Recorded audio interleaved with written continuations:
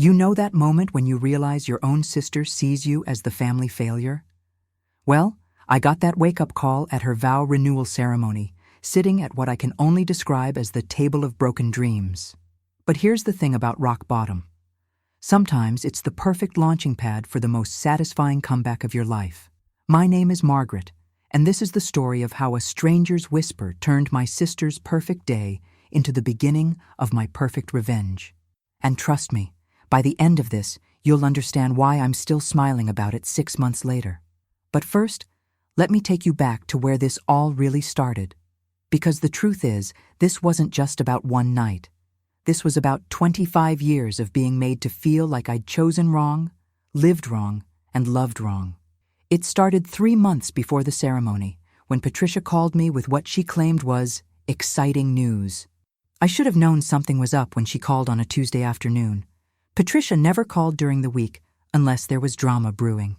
"Margaret, I need to talk to you about the seating arrangements," she said, her voice dripping with that fake sweetness she'd perfected since we were teenagers. You know the tone, the one that sounds caring but has razor blades hidden underneath. I was in my design studio reviewing fabric samples for a client's living room renovation. My business had been absolutely thriving since I'd finally gotten the courage to go full-time freelance after my divorce. Phone wedged between my shoulder and ear, surrounded by color swatches and mood boards, I was living my best independent life at 58. "Sure, what's up?" I said, holding up a gorgeous emerald silk against the afternoon light streaming through my studio windows. "Well, you know how these things work.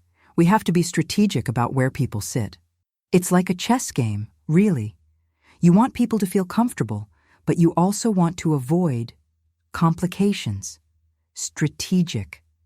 That should have been my first red flag. When Patricia used words like strategic, it usually meant someone was about to get strategically screwed over. "I'm putting you at table 15, she continued, and I could practically hear her checking items off a list. "It's going to be so perfect for you. There's Uncle Eddie. You remember him, right? He's been single since his divorce 20 years ago. Such a sweet man, but he does tend to talk about his ex-wife a lot. And Mrs. Henderson from the neighborhood, you know how much she loves you. And her son Derek, who just went through his second divorce. Poor thing is really struggling with the whole dating scene at 45. I remember the exact moment my stomach dropped.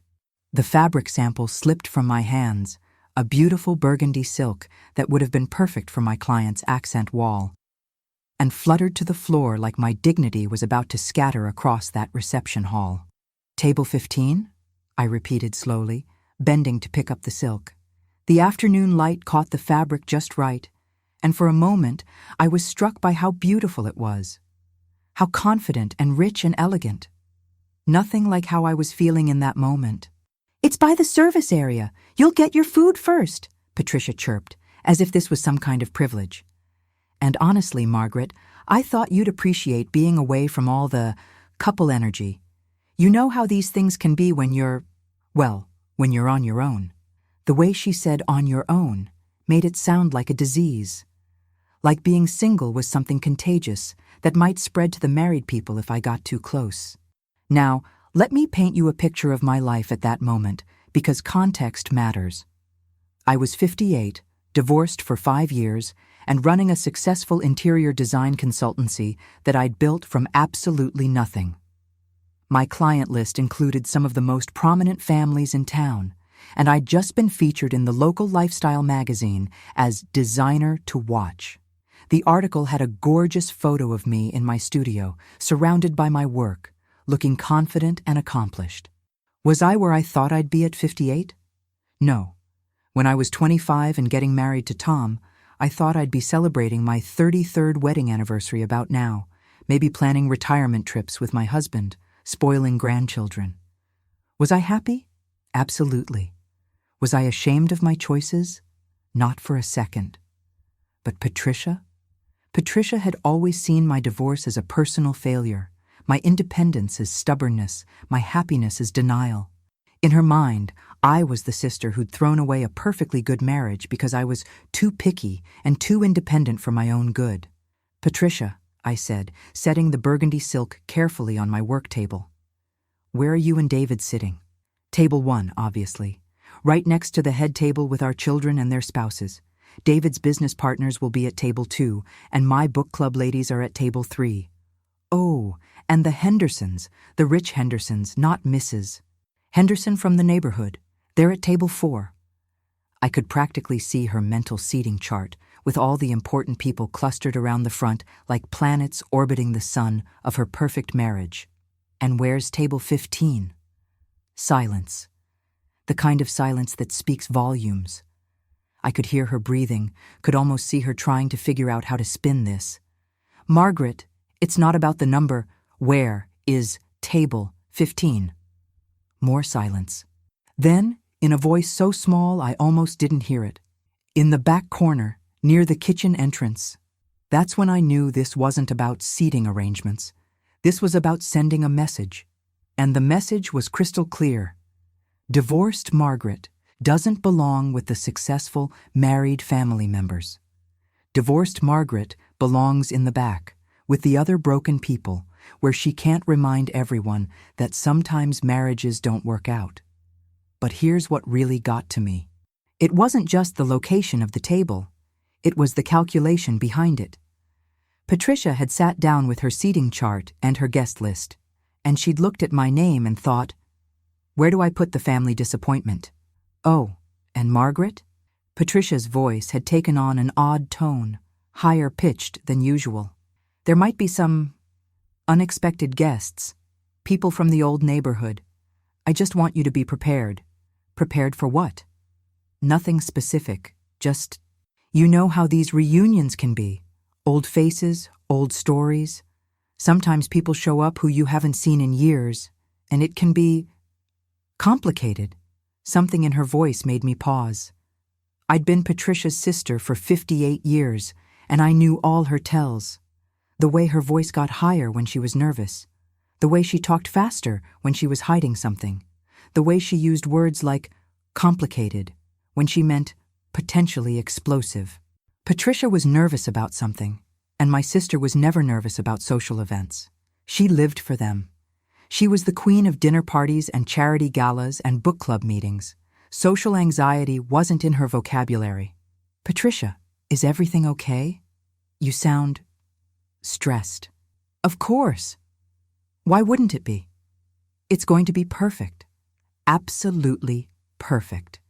I've been planning this for months, and every detail is exactly right. The flowers, the music, the menu, everything is going to be flawless. But the way she said flawless made it sound like she was trying to convince herself as much as me. I spent the next 3 months trying not to think about table 15. I threw myself into work, taking on new clients, expanding my business. I redesigned a historic home downtown that ended up on the cover of Southern Living. I was featured in a podcast about women entrepreneurs over 50. I was living proof that life doesn't end at divorce. But every time I thought about that reception, about sitting in the back corner with Uncle Eddie and his divorce stories, I felt that familiar knot in my stomach. The one that said, you don't belong, you're not good enough, you made the wrong choices. Fast forward to the ceremony day. St. Andrew's Cathedral, 150 guests, flowers that probably cost more than my monthly mortgage, and me in an elegant burgundy dress, the same color as that fabric sample that I'd bought specifically because it made me feel confident and beautiful. I'd spent an hour getting ready that morning, standing in front of my bedroom mirror, trying to armor myself with confidence. The dress was perfect, sophisticated, age-appropriate, but with just enough style to remind everyone that I wasn't some sad divorcee who'd given up on life. I'd had my hair done at the salon, a subtle highlight that brought out my eyes. My makeup was flawless, thanks to a YouTube tutorial I'd watched 3 times. Looking at myself in that mirror, I'd felt strong, ready, like I could handle whatever Patricia threw at me. The cathedral smelled like lilies and expensive perfume, with undertones of old wood and candle wax. Sunlight streamed through stained glass windows, casting rainbow patterns across the marble floors. The whole place hummed with that particular energy of a big family event, excitement mixed with obligation, love mixed with duty. Patricia looked absolutely radiant in her renewed wedding dress, a cream-colored silk that probably cost more than my car. She'd lost weight for the occasion, and her hair was styled in an elaborate updo that must have taken hours. Walking down the aisle toward David, her husband of 25 years who worked in real estate and drove a Mercedes and checked every box on her stable marriage list, she looked like the picture of success. David, for his part, looked genuinely happy.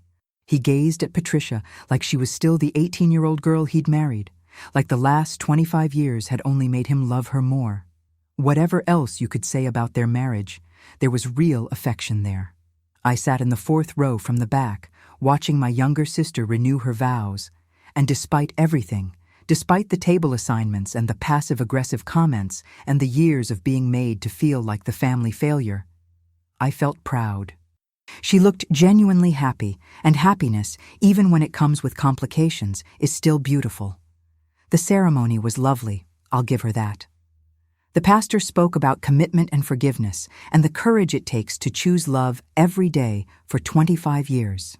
Patricia and David exchanged new vows they'd written themselves, promising to continue growing together, to support each other's dreams, to face whatever challenges came their way as a team.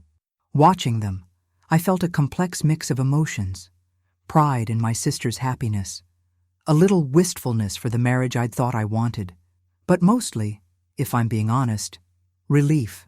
Relief that I wasn't standing up there promising to stay in something that wasn't working just because it was expected. That warm feeling lasted exactly until we got to the reception and I saw table 15. The Riverside Country Club was everything you'd expect from a venue that charges $8,000 just to walk through the door. Crystal chandeliers hung from coffered ceilings, casting prismatic light across marble floors so polished you could see your reflection. The walls were lined with oil paintings of long-dead rich people, and every surface gleamed with the kind of cleanliness that only comes from having a staff of 20. The main ballroom had been transformed into something out of a fairy tale. Round tables draped in ivory linens, each centerpiece a towering arrangement of white roses and baby's breath. The head table sat on a raised platform, decorated with enough flowers to stock a small garden center. Everything was elegant, expensive, and absolutely perfect. I found table 15 exactly where Patricia had promised, tucked in the back corner, partially hidden behind a decorative screen that featured painted peacocks. The table was close enough to the kitchen that I could hear the staff discussing the prime rib and whether table 12 needed more wine. Close enough to the service entrance that I had a perfect view of waiters rushing back and forth with trays. But here's what really got to me. The table was positioned so that you couldn't see the head table without craning your neck around the peacock screen. It was like Patricia had specifically chosen the one spot in the entire ballroom where I couldn't watch her moment of triumph. My table mates were exactly as advertised. Uncle Eddie, 67 and still bitter about his divorce from the 80s, was already 3 drinks in and telling anyone who would listen about how his ex-wife had taken him to the cleaners. Mrs. Henderson, sweet but practically shouting every conversation due to her hearing aids, kept asking if anyone had seen her purse. Her son Derek, who I quickly learned had just finalized his second divorce and was taking time to find himself by living in his mother's basement, was scrolling through dating apps on his phone. And then there was the empty chair. The place setting was perfect. Gleaming silverware, crystal glasses, a place card written in Patricia's careful calligraphy. But no guest. "Who's supposed to sit there?" I asked Eddie, pointing to the vacant seat across from me. He squinted at the place card through his reading glasses, which were held together with tape. "Robert something.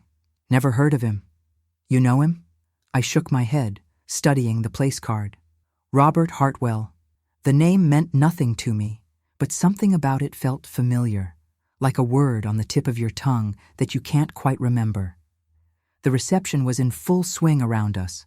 I could hear laughter from the front tables, the clink of champagne glasses, the string quartet playing something soft and romantic. From where I sat, I could catch glimpses of Patricia holding court at the head table, surrounded by her successful friends and David's business associates, all married, all prosperous, all exactly where they belonged. The contrast was stark. At the front tables, people were animated, engaged, clearly having the time of their lives. At table 15, we were like the island of misfit toys, forgotten in the corner while the real party happened somewhere else. I picked at my salad, mixed greens with candied pecans and goat cheese, actually quite good, and tried to calculate how long I needed to stay before I could politely escape.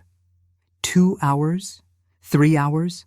Long enough to not become family gossip, but short enough to preserve what was left of my dignity. That's when I heard it. "Excuse me, is this seat taken?" I looked up to see a man in a perfectly tailored navy suit, holding a glass of wine and smiling like he'd just found exactly where he wanted to be. He was tall, maybe 6'1", with silver-touched dark hair that looked like he'd just stepped out of a salon. His suit was expensive. I could tell by the way it fit, the way the fabric moved with him. This was not a man who shopped off the rack. But here's what struck me immediately. He didn't look surprised to be here. He didn't have that slightly lost expression of someone who'd been banished to the reject table. He looked purposeful, like he'd chosen to be here. "You're Robert?" I asked, checking his place card again. "Guilty as charged." He sat down and extended his hand, and I noticed his handshake was firm, confident. His hands were well-maintained but not soft, the hands of someone who'd worked for what he had. "And you must be Margaret." Now here's where things get interesting, because Robert didn't sit down like someone who'd been banished to the divorce table. He didn't look around with that slightly embarrassed expression of someone who'd been relegated to the kids' table at Thanksgiving. He sat down like someone who'd chosen to be there, like this was exactly where he wanted to be. "So," he said, unfolding his napkin with the kind of casual elegance that suggested he was comfortable in fancy places, "how do you know the happy couple?" "Patricia's my sister," I said, waiting for the usual response. Surprise, pity, or the awkward realization that he was talking to the family disappointment. Instead, he nodded thoughtfully, like this information confirmed something he'd already suspected. "The interior designer." I nearly choked on my wine. "How did you—" "Your work speaks for itself," he said simply, cutting into his prime rib with surgical precision. "I've heard you're quite talented." Something about the way he said it made me pause. Not, "I heard you do interior design," but, "I've heard you're quite talented." Like he'd been asking about me specifically, like someone had told him good things. "And you? How do you know them?" "Old family friend," he said, but his eyes flickered toward the head table where Patricia was laughing at something David had said. "It's been a long time since I've seen everyone." There was something in his voice when he said, "long time." Not nostalgia exactly, but something more complex, like he was remembering things that weren't entirely pleasant. "How long?" 20 years, give or take." I studied his face, trying to place him. 20 years ago, I would have been in my late 30s, still married to Tom, still living the life I thought I was supposed to live. Patricia would have been in her early 30s, already married to David for several years. "Were you at their wedding?" Robert paused, his fork halfway to his mouth. "No, I wasn't at their wedding." The way he said it suggested there was a story there, but before I could ask, Patricia appeared at our table. She looked absolutely stunning in her renewal dress, but when she saw Robert, something shifted in her expression. Just for a second, but I caught it. Her smile faltered, her eyes widened slightly, and she actually took a step back. Fear. That's what I saw in her face. Pure, undiluted fear. "Margaret, how are you enjoying your cozy little table back here?" The way she said cozy made it sound like a consolation prize, like she was doing me a favor by hiding me away from the important people. "It's lovely," I said, forcing a smile. "Great acoustics. I can hear everything the kitchen staff is saying about the prime rib." Patricia laughed, that tinkling sound she'd perfected for social occasions. "Well, I thought you'd be more comfortable here. You know, with people who understand life transitions." I felt heat creep up my neck. Around us, conversation had stopped. Mrs. Henderson was staring. Uncle Eddie was suddenly very interested in his dinner roll, and Derek was recording everything on his phone like this was reality television. That's when Robert stood up, and I noticed something. He commanded attention effortlessly. Not in a loud, demanding way, but in the way that truly confident people do. When he moved, people noticed. "Patricia," he said, his voice warm but carrying something underneath that I couldn't quite identify. "You look absolutely stunning. Marriage suits you." "Thank you, Robert.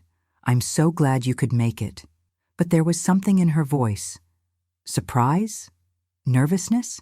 "I wasn't sure it's been so long." "Wouldn't miss it," he said. And there was definitely something underneath those words. "Margaret and I were just discussing how perfect this table is. Excellent view of the dance floor, wonderful company, and—" He looked directly at me. "Sometimes the best conversations happen away from the spotlight." Patricia's smile faltered for just a second, just long enough for me to notice. Just long enough to wonder why she looked like she'd seen a ghost.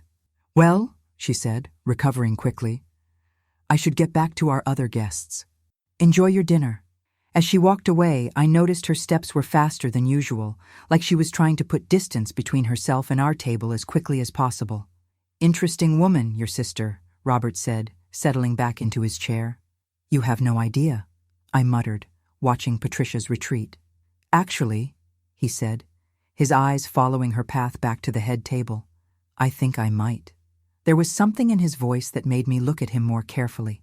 He was watching Patricia with an expression I couldn't quite read. Not anger exactly, but something more complex, like he was seeing something the rest of us were missing. "Robert," I said carefully, "how exactly do you know my family?" He turned back to me, and for a moment, his carefully composed expression slipped. I saw something underneath. Old hurt, maybe, or old anger that had been carefully buried. "That," he said, raising his wineglass in a mock toast, "is a very good question." After dinner, the dancing started. The string quartet had been replaced by a full band, and the lights had been dimmed to create a more intimate atmosphere. I watched from my corner as couples swayed to romantic ballads, as Patricia and David had their renewal dance to "The Way You Look Tonight," as my parents beamed from table 1 like they were watching their daughter get married all over again. The renewal dance was beautiful, I had to admit. Patricia and David moved together like they'd been dancing for 25 years, which of course they had. They knew each other's rhythms, each other's steps. Whatever else you could say about their marriage, they were a team. But watching them, I felt that familiar pang of loneliness that comes at family events. Not loneliness for Tom. That marriage had been over long before the divorce papers were signed. But loneliness for the idea of partnership, for having someone who knew your rhythms, who could anticipate your next move. I was gathering my purse, ready to make my escape, when Robert appeared beside me. "Leaving so soon?" "I think I've fulfilled my sisterly duties," I said, standing up and smoothing down my dress. "I've eaten the dinner, admired the flowers, and successfully avoided causing any family drama. That's a win in my book. Have you danced yet?" I gestured around the table. "With who?" "Eddie's got arthritis, Derek's afraid of commitment, and Mrs. Henderson can't hear the music." Robert extended his hand, and I noticed he had nice hands. Strong, well-maintained, with a simple watch that probably cost more than my car. "Dance with me." I stared at his outstretched hand. Part of me wanted to say yes. When was the last time someone had asked me to dance? When was the last time someone had looked at me like I was worth dancing with? But part of me was terrified. What if this was pity? What if he was just being nice to the sad, divorced sister? I don't think... That's when he leaned in close, so close I could smell his cologne. Something expensive and sophisticated, with notes of cedar and bergamot. His voice was barely audible over the music. "Act like you're with me." I blinked. "What?"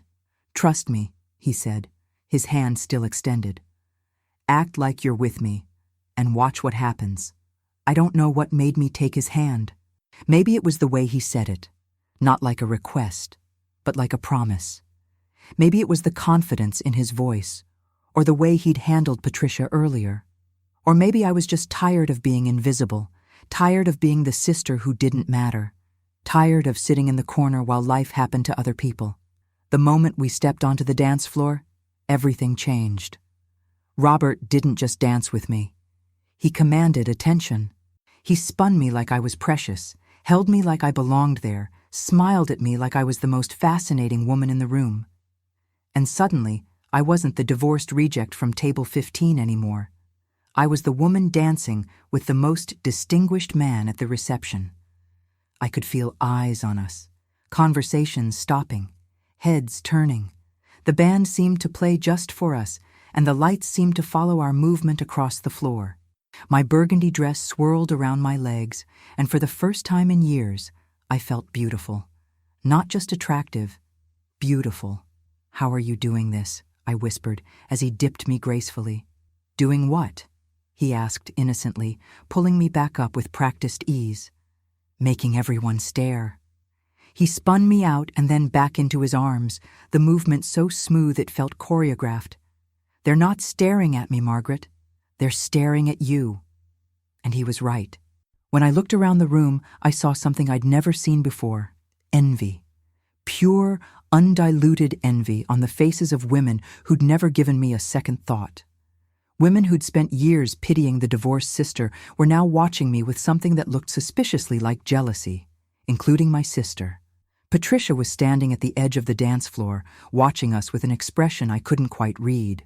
But whatever it wasn't happiness for her sister's good fortune. It was something much more complicated than that. "She doesn't look happy," I murmured, as Robert led me through another turn. "No," he agreed, his eyes finding Patricia in the crowd. "She doesn't. Why do I get the feeling this isn't about me?"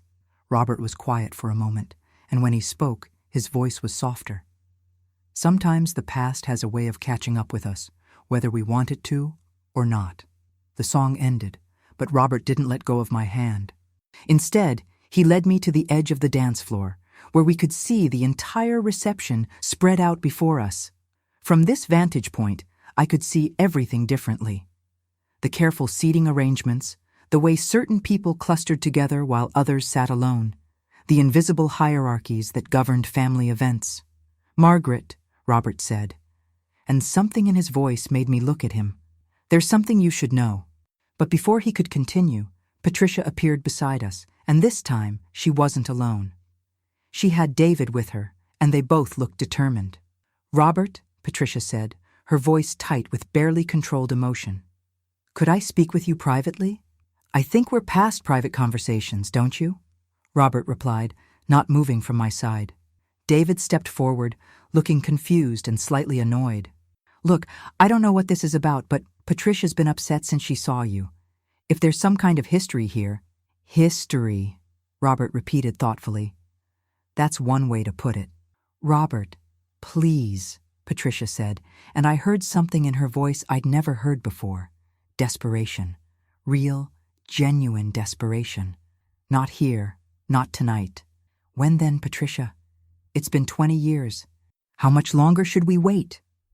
I looked between them, pieces starting to click together like a puzzle I didn't know I was solving. The way Patricia had acted when she first saw Robert, her nervousness about unexpected guests, the fear in her eyes, the way Robert had looked at her like he was seeing something the rest of us were missing. "You two know each other," I said. It wasn't a question. Robert turned to me, his expression softening. "We do. Patricia and I have unfinished business." "What kind of unfinished business?" Patricia made a small sound, half sob, half gasp. "Margaret, please, can we just enjoy the evening?" "No," I said, standing up straighter. "I'm tired of being kept in the dark. I'm tired of being treated like I can't handle the truth." "What kind of unfinished business?" By now, other family members were drifting over. My parents, looking concerned and confused. Patricia's children, sensing drama with the instinct of people who'd grown up in a family where drama was always simmering just below the surface. Even Uncle Eddie had perked up, his hearing suddenly much better when gossip was involved. Robert looked around at the gathering crowd, then back at Patricia. "You know what? You're right. This isn't the time or place for this conversation." He stood up and offered me his arm. "Margaret, would you like to get some air?" "No," Patricia said, louder than she intended. Several people at nearby tables turned to look. I mean, the evening's not over. There's still the cake cutting and the toasts, and— Patricia, David said quietly, putting a hand on his wife's arm. What's going on? That's when Mrs. Henderson, bless her loud voice and poor hearing, shouted across the table, "Oh my goodness! Robert! I just realized you look exactly like your father. I haven't seen you since you were in high school." The gathering crowd went silent. You could have heard a pin drop in that ballroom. "Mrs. Henderson," Robert said gently, "perhaps we should— Such a shame what happened to your family," she continued, oblivious to the tension crackling around us. "But look at you now, so successful. Patricia must be so happy to see you again." "Again?" I repeated slowly, looking between Robert and my sister. Patricia's face had gone completely white. She looked like she was about to faint. "Oh yes, Mrs. Henderson continued cheerfully, warming to her subject. "They used to be inseparable, until that terrible business with the companies, and then Robert just disappeared. We all wondered what happened to him." I looked at Robert, then at Patricia, then back at Robert. The pieces were starting to come together, but I still couldn't see the whole picture. What terrible business with the companies? "Mrs. Henderson," Patricia said desperately, "maybe we should—" "Oh, it was awful," Mrs. Henderson continued, completely oblivious to the fact that she was dropping bombs left and right. "The way Patricia's father treated Robert's family. Such a shame. But that's all in the past now, isn't it?" Robert looked at Patricia for a long moment, and I saw something pass between them. Old hurt, old anger, old betrayal. "Actually, Mrs. Henderson," Robert said quietly, "I'm not sure it is in the past." That's when my mother stepped forward, her face pale but determined. "I think," she said in the voice that had settled family disputes for 40 years, "it's time we all sat down and had a long overdue conversation." Patricia looked around at all the faces staring at her. Family, friends, guests who'd come to celebrate her perfect marriage and perfect life. Her carefully constructed composure was starting to crack, and I could see the fear underneath. "I can't," she whispered. "Not here. Not like this." Robert's expression softened slightly. "Patricia, we don't have to do this here. But we do have to do it. Some things can't stay buried forever." That's when I realized something. This wasn't just about Robert and Patricia's past. This was about me finally getting answers to questions I didn't even know I should be asking. "Yes," I said firmly, surprising myself with the strength in my voice. "We do need to talk. All of us, because I'm tired of being the only one who doesn't know what's going on in my own family." Patricia looked at me with tears in her eyes. "Margaret, if I tell you the truth, you'll never forgive me." "Try me," I said. The terrace overlooked the country club's golf course, all rolling greens and strategically placed lighting that made everything look like a painting. The night air was cool against my skin, a welcome relief from the stuffy reception hall and the even stuffier family drama. Our little group had moved outside, me, Robert, Patricia, David, and my parents. The rest of the family had been diplomatically asked to give us privacy, though I could see faces pressed against the windows of the reception hall like we were performing dinner theater. "All right," my mother said, settling into a wrought iron chair with the authority of someone who'd raised 2 daughters and survived 40 years of family drama. "Someone start talking, and I want the truth, not the sanitized version." Patricia was pacing, her renewal dress rustling with each agitated step. The sound was the only noise for a long moment, except for the distant music from the reception and the soft whoosh of sprinklers on the golf course. David sat beside my mother, looking like a man who was beginning to realize his perfect marriage might have some very imperfect foundations. His face was pale, and he kept looking between his wife and Robert like he was trying to solve a puzzle. Robert leaned against the terrace railing, his silhouette elegant against the night sky. He looked calm, but I could see tension in the set of his shoulders, in the way his hands gripped the railing. "Mrs. Coleman," Robert said finally, "do you remember the Hartwell Construction Company?" My mother's face changed immediately. I saw recognition dawn, followed quickly by understanding, and then something that looked like dread. "Of course," she said slowly. "Your father's company. He and Patricia's father were partners for years." 15 years, Robert confirmed. "Until 2008, when the economy crashed and everything fell apart." "I remember," Mom said, and her voice was careful now, like she was walking through a minefield. "Your father lost everything. We heard he'd made some bad investments." "That's what everyone heard," Robert said, and there was an edge to his voice now. "It's what Patricia's father wanted everyone to believe." Patricia stopped pacing. "Robert, please." "No, Patricia. 20 years is long enough." He turned to my mother, and I could see old anger in his eyes, carefully controlled, but still burning. My father didn't make bad investments. He was systematically pushed out of the company he'd helped build. David leaned forward. "What do you mean, pushed out?" "I mean, Patricia's father used the economic crisis as cover to buy out my father's share of the company for a fraction of what it was worth. Legally, it was all above board. Morally," Robert's voice hardened, "it destroyed my family." "It wasn't like that," Patricia burst out, tears streaming down her face. "Dad was trying to save the company. If he hadn't acted quickly, everyone would have lost everything."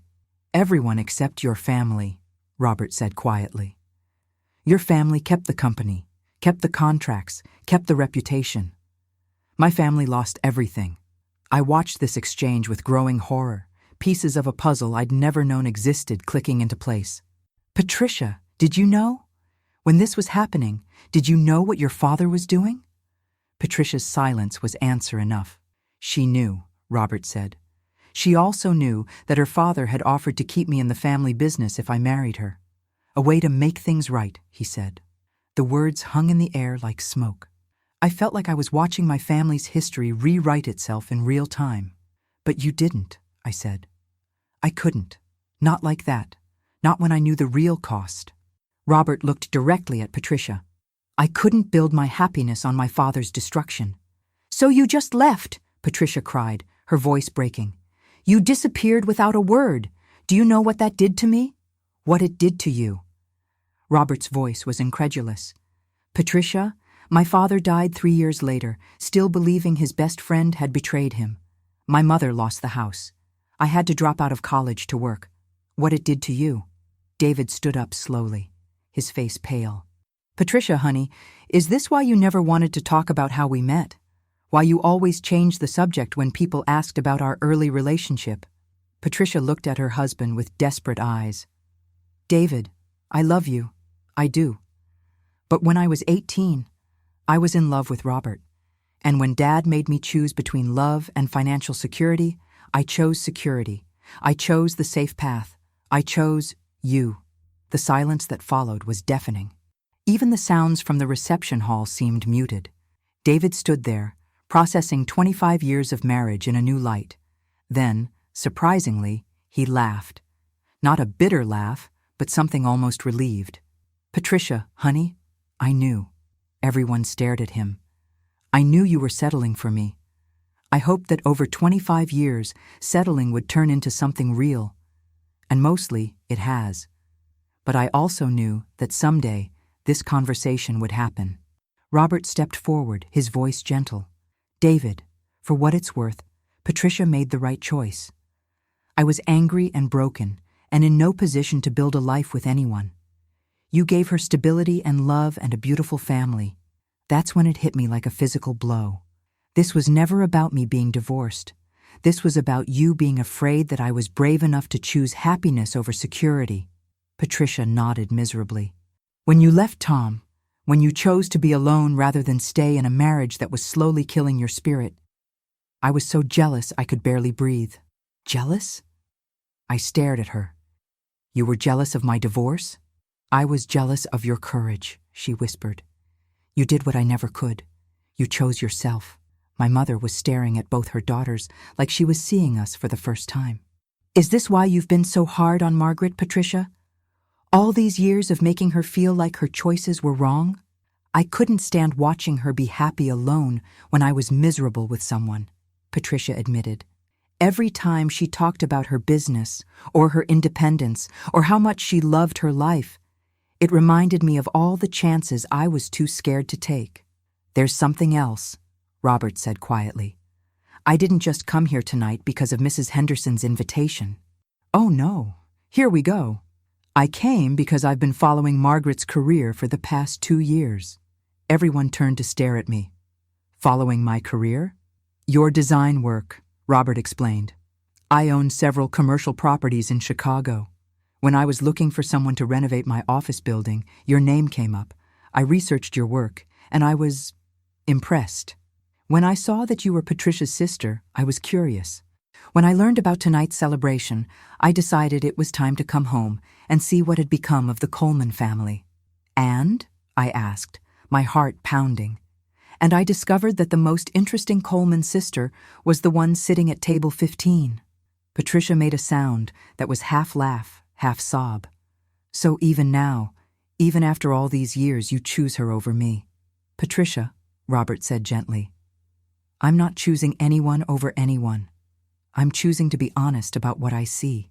And what I see is a woman who had the courage to build a life on her own terms." That's when we heard the music change inside. The band was playing the final dance of the evening, and guests were starting to filter out onto the terrace. "We should go back in," David said quietly. "People will start to wonder." "Let them wonder," I said, surprising myself with my firmness. I'm tired of protecting other people's comfort at the expense of my own truth. As we walked back toward the reception hall, Robert offered me his arm. "Ready for round 2? "Actually," I said, looking at my sister's tear-stained face and my brother-in-law's shell-shocked expression, "I think I'm ready for the truth. All of it, in front of everyone. Because sometimes the only way to heal a family is to break it open first." Walking back into the reception hall felt like entering a courtroom where I was about to be both prosecutor and defendant. The band was playing softly, couples were swaying on the dance floor, but I could feel the weight of curious eyes following our little group. Word had spread during our absence. I could see it in the way conversations stopped when we passed, in the way family members gravitated toward us like moths to a flame. My aunts, uncles, cousins, everyone who'd spent years treating me like the cautionary tale was suddenly very interested in what was happening. "You know what?" I said, stopping in the middle of the dance floor.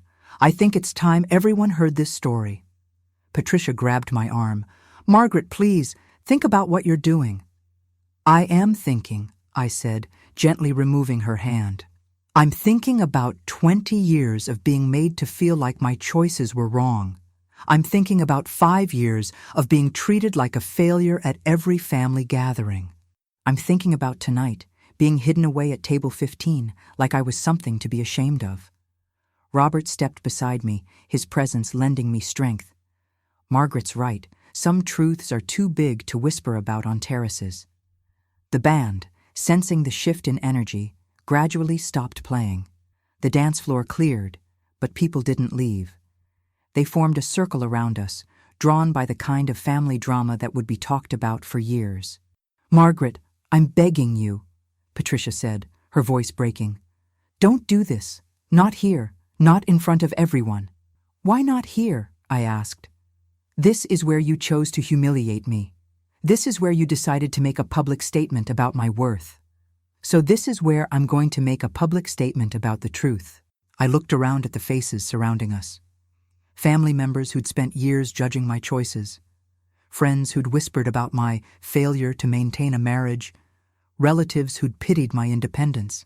"Most of you know me as the sister who couldn't make her marriage work," I began, my voice carrying clearly in the sudden quiet. "The one who threw away a perfectly good husband for selfish reasons. The one who's been sitting alone at family gatherings for 5 years. A cautionary tale about what happens when women get too independent." I could see nods, uncomfortable shifts, people recognizing themselves in my description. "But what you don't know," I continued, "is why Patricia really put me at table 15 tonight. It wasn't about my divorce. It was about her fear that someone from her past might see how happy and successful I've become." Robert stepped forward. "My name is Robert Hartwell. 20 years ago, my family and Patricia's family were business partners, until Patricia's father destroyed that partnership and my family's livelihood in the process. Gasps rippled through the crowd. I could see my parents' faces, pale with recognition. Other family members were whispering, remembering old stories, old gossip. "Stop," Patricia said, her voice barely above a whisper. Then louder, "Stop, please." She looked around at all the faces staring at her, then at David, who was standing beside her with an expression of sad understanding. "You want the truth?" she said, her voice growing stronger. "Fine, here's the truth. 20 years ago, I was in love with Robert. But when my father gave me an ultimatum, choose love or choose financial security, I chose security. I chose David, who was safe and stable and would never challenge me or leave me or make me question anything." David stepped forward and took his wife's hand. "Patricia, it's okay." "No, it's not okay," she said, tears streaming down her face. "Because for 25 years, I've been punishing everyone around me for the choice I made. I've been especially hard on Margaret because she had the courage to do what I never could, choose happiness over security. And tonight," I said, my voice steady and clear, "when Robert appeared at table 15, you panicked. Because you realized that the sister you'd been treating like a failure was about to be seen by someone who might actually appreciate her worth." My mother stepped forward, her face a mixture of sadness and understanding.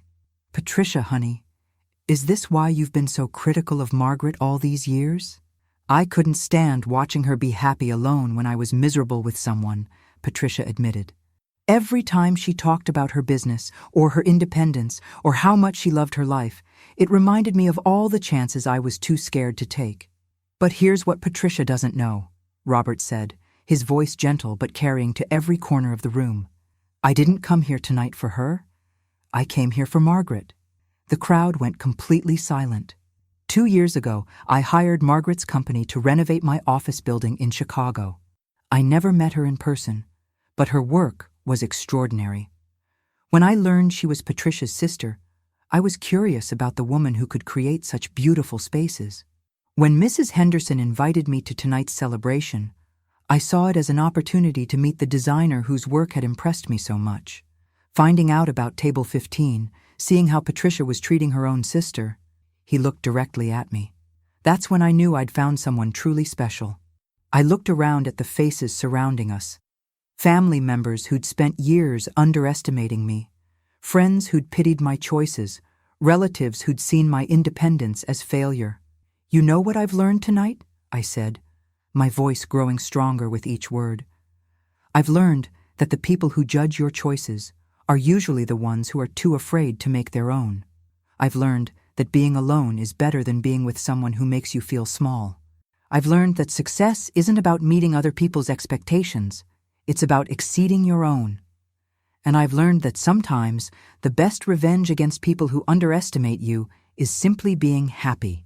Patricia stepped forward, her face streaked with tears, but somehow lighter than I'd seen it in years. "Margaret, I'm sorry. I'm sorry for making you feel like your choices were wrong, when the truth is, your choices were braver than anything I've ever done. I'm sorry for treating you like a cautionary tale when you're actually the hero of your own story." I looked at my sister, really looked at her, and saw not the perfect wife and mother I'd always envied, but a woman who'd spent 25 years wondering, what if? "Patricia," I said, "I forgive you. But more than that, I want you to forgive yourself. You made the choice that was right for you at the time. There's no shame in that." That's when something beautiful happened. David stepped forward and put his arm around his wife. "Patricia," he said, "I love you. Not the version of you that settled for me, but the real you. The one who's brave enough to tell the truth, even when it's hard." Robert turned to me and extended his hand. "Margaret, would you like to finish our dance?" As we moved onto the dance floor, I realized that everything had changed. I wasn't the divorced reject from table 15 anymore. I wasn't the family failure or the cautionary tale. I was Margaret Coleman, successful businesswoman, independent woman, and apparently the kind of woman who could command a room and capture the attention of a man who'd traveled across the country just to meet her. And as we danced, I could feel the eyes of my family on us, not with pity or judgment, but with something I'd never felt from them before. Respect. You know what's funny about family dynamics? Sometimes it takes a complete explosion to clear the air enough for everyone to breathe again. I'm sitting in my expanded design studio 6 months later, thinking about that night that changed everything. The studio is bigger now. I had to move to accommodate all the new business. The walls are lined with awards and magazine features, including that Southern Living cover story that came out 3 months ago. Robert and I have been together since that evening. Not married, we're both too smart and too independent to rush into anything, but together in the way that matters. He splits his time between Chicago and here, and I've never been happier. We're building something slowly, carefully, with full knowledge of who we are and what we want. Patricia and I have dinner every month now. Real dinners, where we talk about real things. She's in therapy, individual and couples, working through 25 years of choices made from fear instead of love. David's been incredibly supportive, and their marriage is stronger now than it's been in years. Turns out, honesty is an aphrodisiac for long-term relationships. Who knew? My design business has tripled since that night. Apparently, word spreads quickly in small towns when the divorced failure turns out to be dating a successful businessman who thinks she hung the moon. I've had to turn down projects, which is a problem I never thought I'd have. The family barbecues are different now, too. Instead of being the cautionary tale, I'm the aunt who travels and runs her own business and brings interesting stories to family gatherings. My nieces and nephews ask me about independence and following dreams, and I love being the example of a different kind of success. Robert comes to most family events now. It was awkward at first. 20 years of history doesn't disappear overnight. But he and David have developed an unlikely friendship. Turns out they both love golf and have similar taste in whiskey. Patricia still struggles sometimes with the what-if questions, but she's learning to appreciate the life she built instead of mourning the one she didn't. She started painting again, something she gave up in college, and her work is actually quite good. Last month, I was featured in Southern Living magazine as one of the rising stars of interior design. The article mentioned my fearless approach to both design and life. I framed it and hung it in my office, right next to a photo from Patricia's vow renewal, the one where Robert and I are dancing, and I'm laughing at something he's whispered in my ear. People ask me if I'm going to marry Robert. The question used to annoy me, but now I just smile. We're building something together, slowly, carefully, with full knowledge of who we are and what we want. If that leads to marriage someday, wonderful. If it doesn't, that's wonderful too. The thing about starting over at 58 is that you know yourself well enough to make better choices. I know what I will and won't compromise on. I know the difference between settling and choosing. And I know that the best revenge against people who underestimate you is simply living well. Last week, I got a call from a woman in Atlanta. She'd heard about my work through a friend of a friend, and she wanted to hire me to redesign her home after her divorce. I want it to feel like a celebration, she said, like a new beginning, not an ending. I knew exactly what she meant. Sometimes I think about that night, about the moment Robert whispered, "Act like you're with me." At the time, I thought he was asking me to pretend. But looking back, I realize he was asking me to remember. Remember what it felt like to be valued. Remember what it felt like to be chosen. Remember what it felt like to be seen as someone worth celebrating instead of someone to be hidden away. The truth is, we're all acting like we're with someone. Our families, our communities, our own expectations of who we should be. The trick is making sure we're acting like we're with people who see our worth, not people who diminish it. And if you find yourself at table 15, surrounded by people who think you don't belong at table 1, well, sometimes table 15 is exactly where you need to be. Because that's where the interesting people sit. That's where the real conversations happen. That's where the mysterious strangers appear and change your life with a single whispered sentence. I'm Margaret. I'm 58 years old. I'm divorced. I'm successful. I'm in love. And I'm exactly where I belong. And if my story resonates with you, if you've ever felt like you were sitting at the wrong table in your own life, I want you to know something. The right table is wherever you decide to sit with confidence. Which city are you listening from today? I love hearing from women who found the courage to choose themselves no matter what age they started. Your stories inspire me every single day. If this story gave you hope, or made you think about your own family dynamics, or just entertained you for the last hour, I'm grateful you spent this time with me. Until next time, remember, you're never too old to rewrite your story, you're never too settled to choose happiness, and you're never too far from table one to make your way there with dignity and grace. This is Auntie Liz, reminding you that the best chapters of your life might be the ones you haven't written yet.